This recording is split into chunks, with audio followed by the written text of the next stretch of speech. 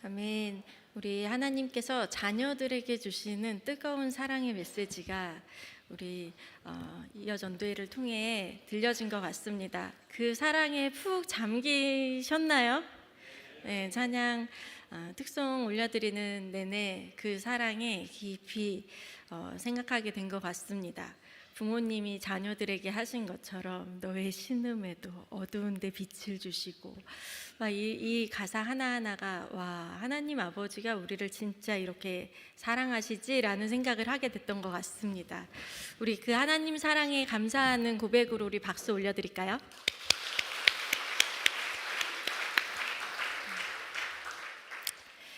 사랑하는 자여, 내 영혼이 잘됨 같이 내가 범사에 잘되고 강건하기를 내가 간구하노라. 아멘. 영혼이 잘됨 같이 범사에 잘되고 강건하시기를 축복합니다. 집을 나설 때 이런 얘기 많이 들으셨죠? 차 조심해라, 늦게 다니지 말고 일찍 들어와라, 밥 잘 챙겨 먹어라, 오늘 추운데 옷 든든히 입었니, 비 온다는데 우산 가져가니, 이런 이야기 참 많이 들었습니다. 귀에 못이 박히도록 들은 이야기, 다 아는데 내가 애도 아니고 이런 일 왜 하는 거야, 이런 이 생각도 들 때가 있었습니다. 무심히 넘기기도 하고. 그런데 또 이런 이야기를 듣지 않고 또 하게 되시죠? 네, 네. 현재 많이 그런 이야기를 하고 계시는 분들이 이 자리에 더 많은 것 같습니다. 그런데 이 이야기가 또 가만 생각해 보면 늘 사랑하고 소중하게 여긴다는 표현이기도 합니다. 너무 익숙하고 반복적인 잔소리로 들려졌지만 익숙하고 반복적인 이 잔소리야말로 내가 너를 한순간도 잊지 않고 있다라는 강력한 사랑의 신호이기도 합니다. 또 이런 잔소리가 지금도 듣고 싶으신 분도 계실 것 같은데요. 말씀을 시작하며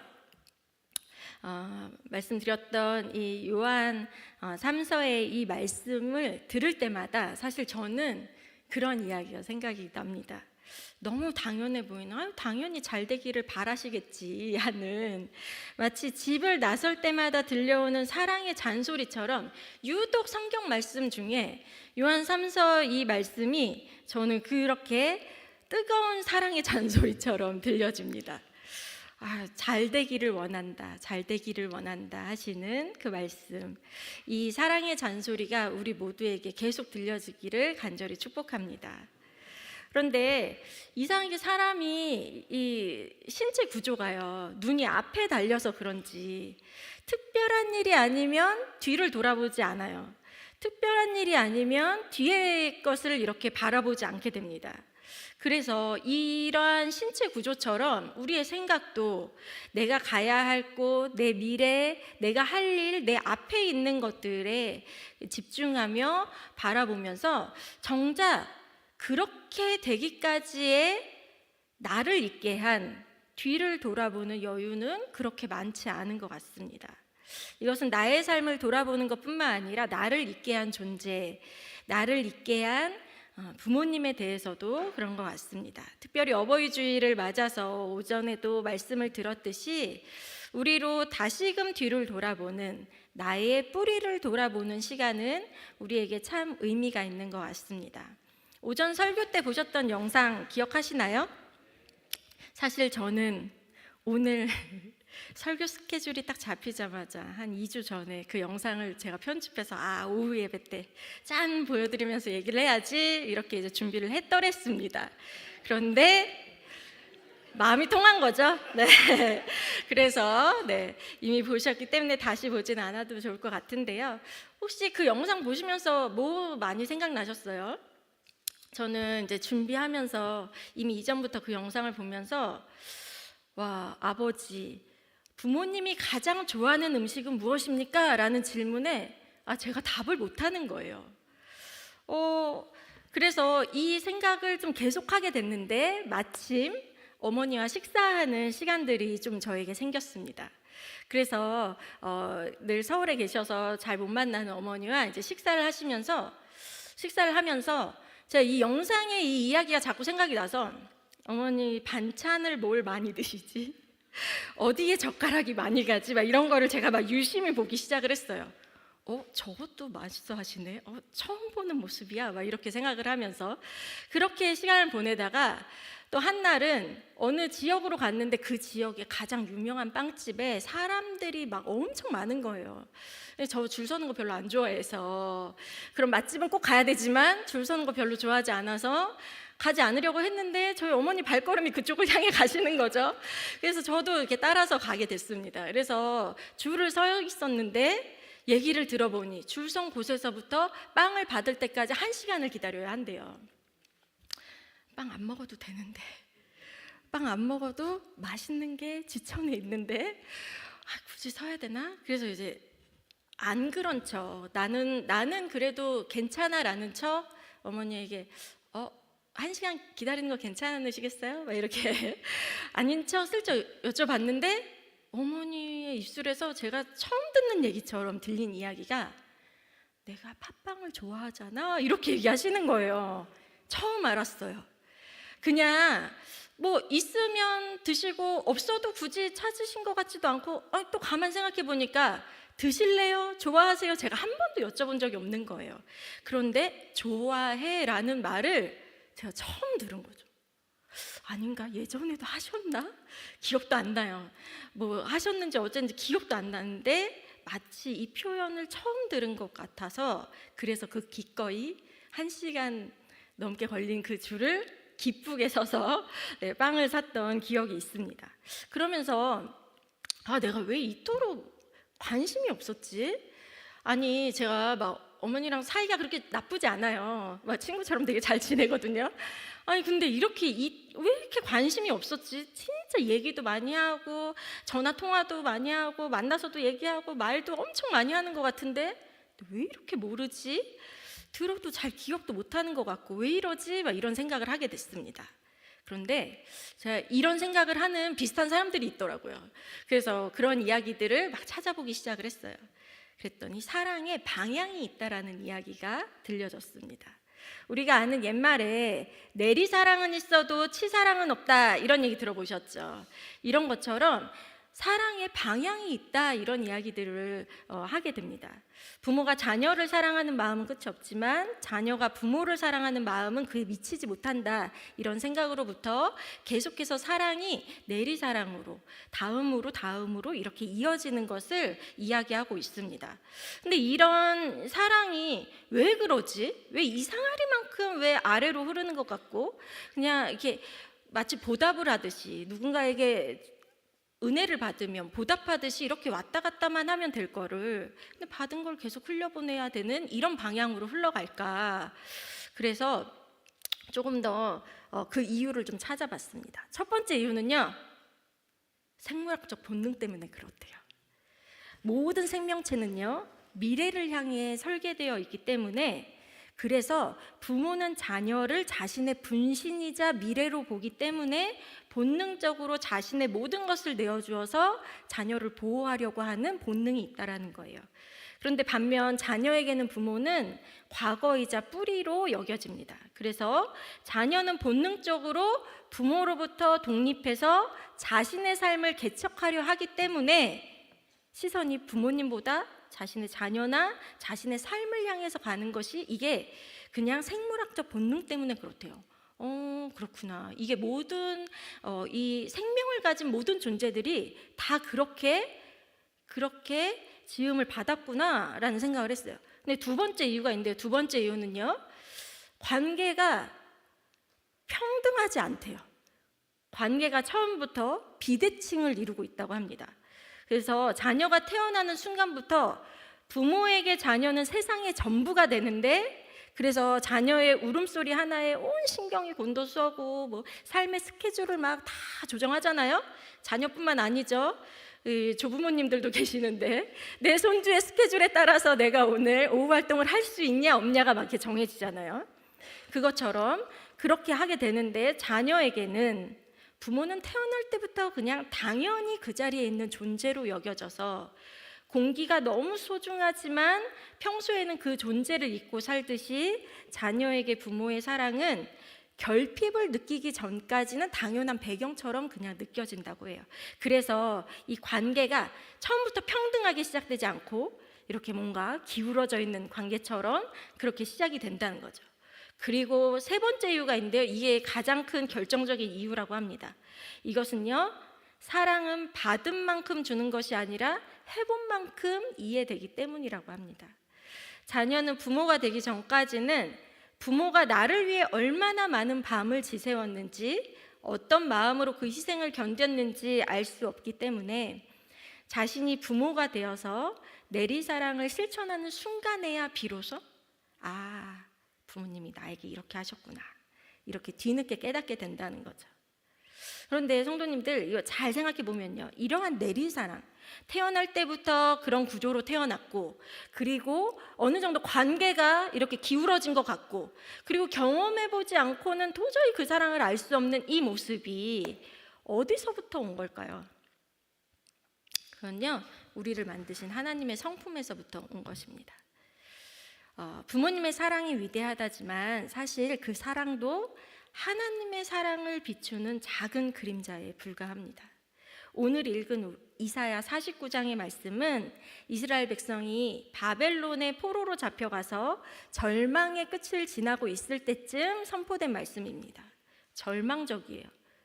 아니, 우리는 하나님의 백성인데, 그런데 끝이 보이지 않는 절망. 당시 이스라엘 백성들의 마음이 어땠는지 14절 말씀 후반절에 보면 이렇게 나와 있습니다. 노란색 글씨만 읽어볼까요? 시작.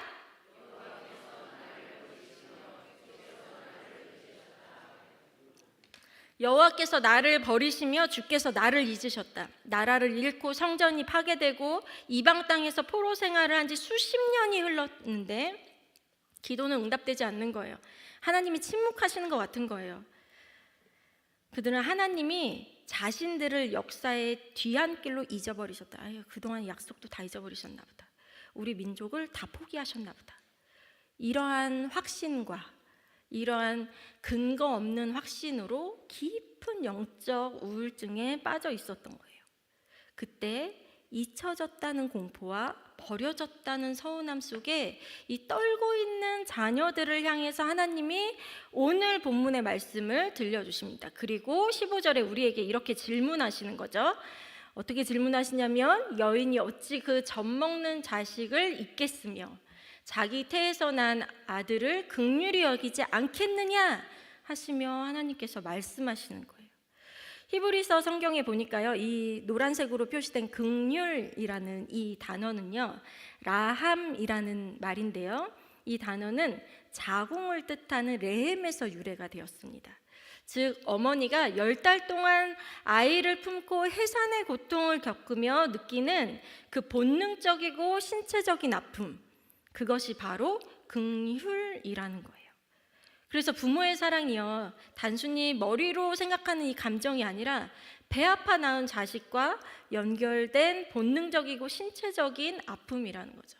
자녀가 아프면 진짜 아픈 거예요. 자녀가 느끼는 고통이 고스란히 느껴지는 거예요.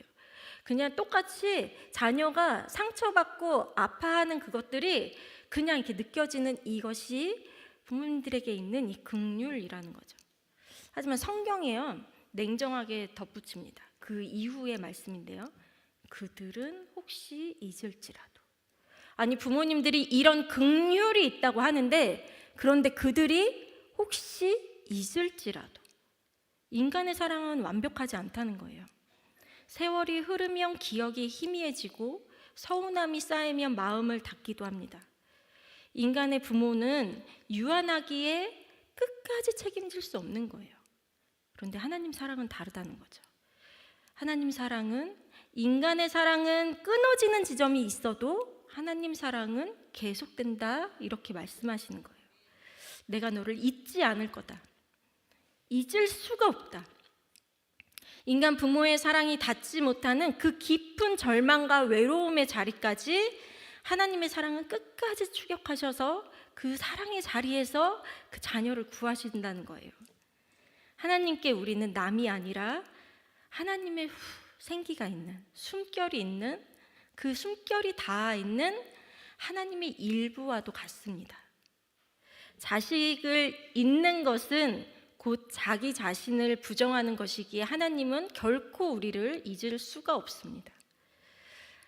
자신의 명예와 존재를 걸고 하나님 약속하셨어요. 뭐라고 약속하셨냐면 나는 너의 하나님이 되고 너는 내 백성이 되리라. 우리가 하나님을 잊어도 하나님은 당신의 약속을 어길 수 없기에, 즉 당신의 성품상 거짓말을 하실 수 없기에 우리를 잊지 못하시는 것입니다. 우리가 다 잊어버려도, 우리가 하나님 잊고 살아도, 우리가 죄 짓느냐고 바빠서 하나님 외면할 때에도 하나님은 그 긍휼함으로 단 한 번도 우리를 놓거나 잊으신 적이 없다는 거예요. 하나님의 사랑은 우리가 그분을 잊었다는 사실조차 잊어버릴 때, 그때에도 찾아오시는 일방적인 지독한 내리사랑입니다. 그래서 하나님은요, 잊지 않겠다는 약속을 증명하기 위해서 16절에 이렇게 말씀하셨어요. 노란 글씨만 읽어볼까요? 시작.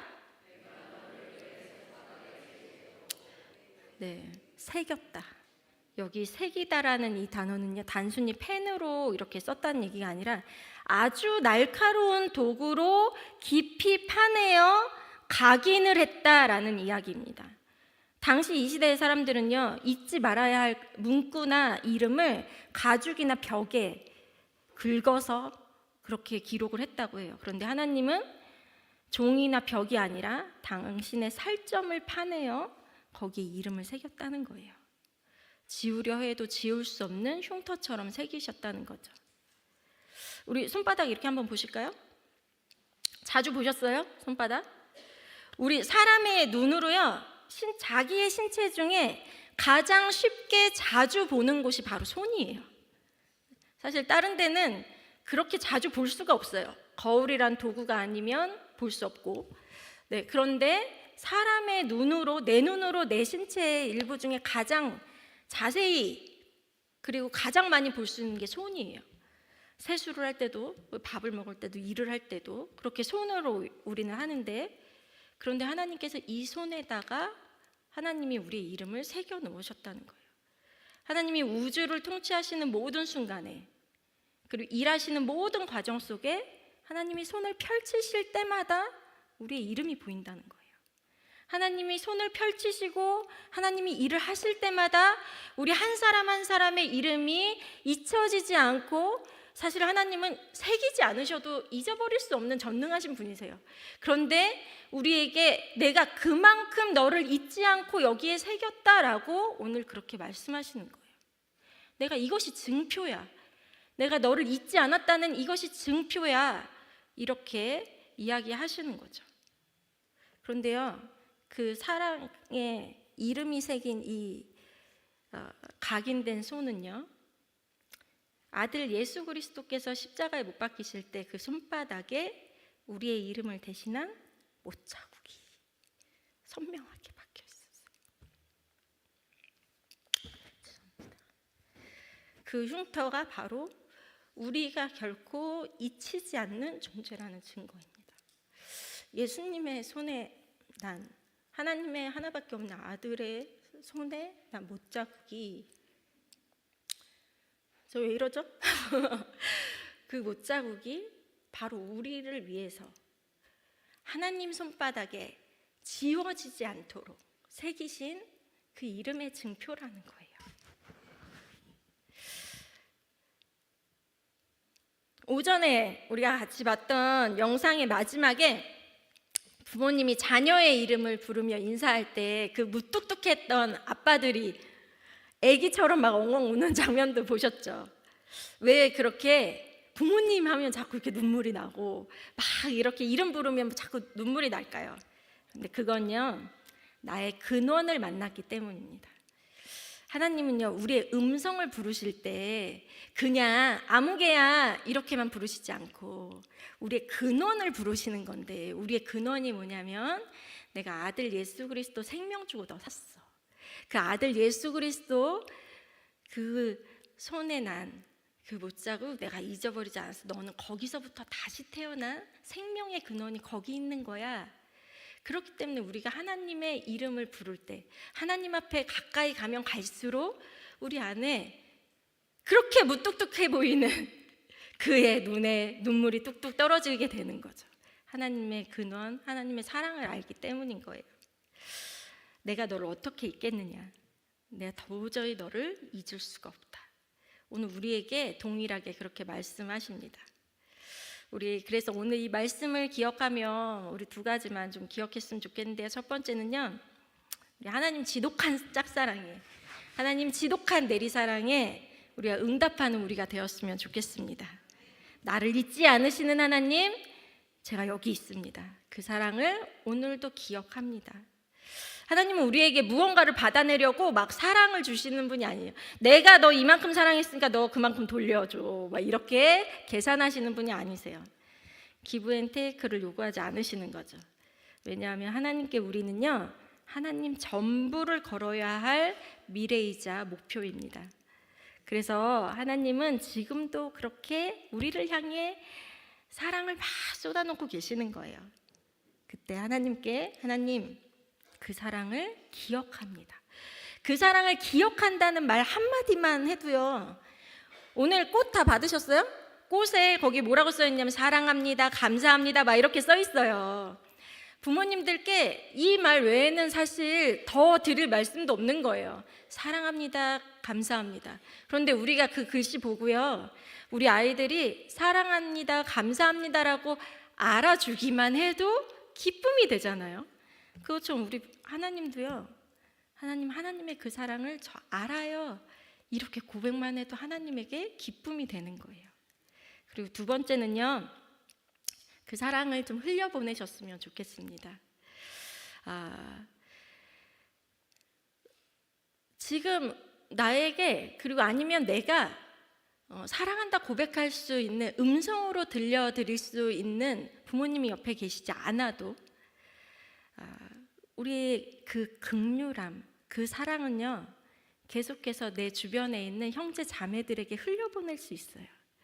하나님께서 한 몸 된 공동체로 우리를 한 몸으로 묶어주셨는데요, 그 사랑을 고인물처럼 나만 알고 나만 갖고 있으라, 너만 간직해 뭐 이렇게 두지 않으시고요, 그 사랑을 흘려보내라고 하셨어요.